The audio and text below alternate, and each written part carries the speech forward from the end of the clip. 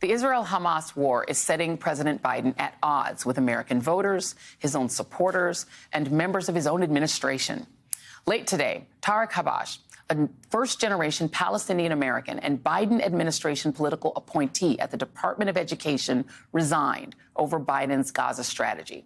In his resignation letter to Education Secretary Miguel Cardona, Habash wrote, quote, "The actions of the Biden-Harris administration have put millions of innocent lives in danger, most immediately for the 2.3 million Palestinian civilians living in Gaza, who remain under continuous assault and ethnic cleansing by the Israeli government.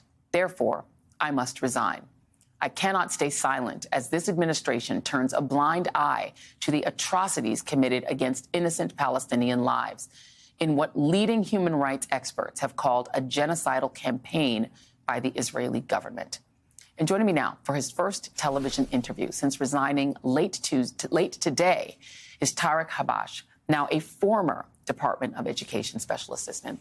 Tarek, thank you for being here. Thank you so much for having me. So you started out on the Biden campaign as an idealist. Yeah. What was the final straw in saying, I can't stay here anymore? You know, Joy, I worked on the administration's agenda for the last 3 years. I volunteered on the campaign, helping shape the education policy agenda, and we've done a lot of really great work.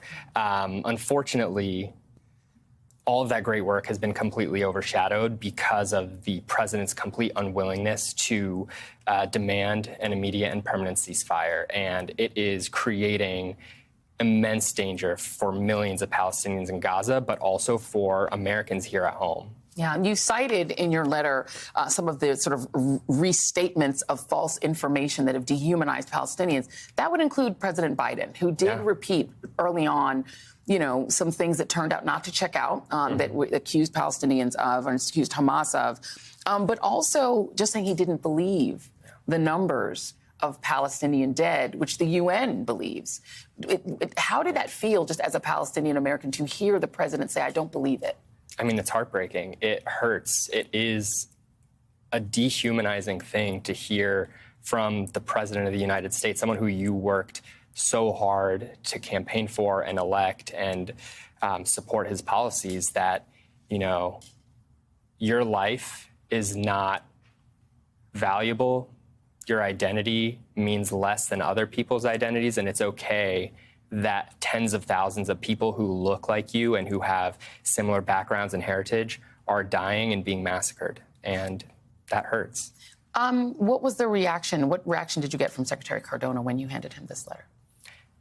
The secretary was extremely understanding. He was very supportive. You know, I think he always talks about putting faith and family first before work, and you know, he was extremely empathetic. He cares about me.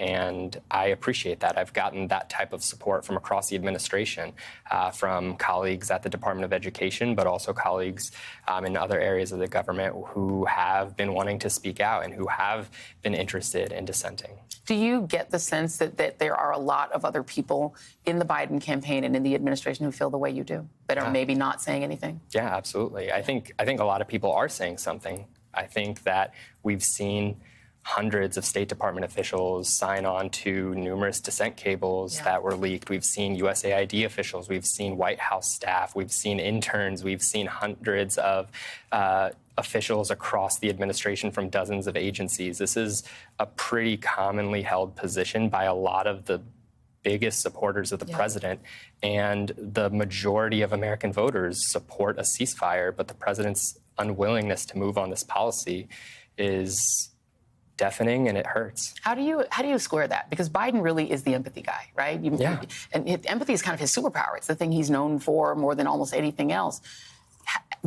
How do you square for yourself and explain why he doesn't seem to be able to project or have that empathy when it comes to the Palestinian people? Why do you think that is? I don't know the answer to that, to be honest with you. I agree with you that the president has always been the empathetic person, the person who you can look up to and relate to and share emotions with. But when it comes to Palestinians, it seems like, you know, we don't deserve the same type of empathy and humanization that other people do. And I think that's in part due to decades of dehumanization of Palestinians by our government officials, by our media, and it's extremely problematic. It undermines humanity for millions of people, and it allows for the undermining of humanity by people everywhere. You know, you were the only Palestinian American in the Department of Education, but you also were a campaign guy. You worked on the campaign. This is not the most important thing, electoral politics, but it kind of is because our democracy is at stake. What are you going to do in November? Do you have would you vote for Joe Biden? I think that's up to him.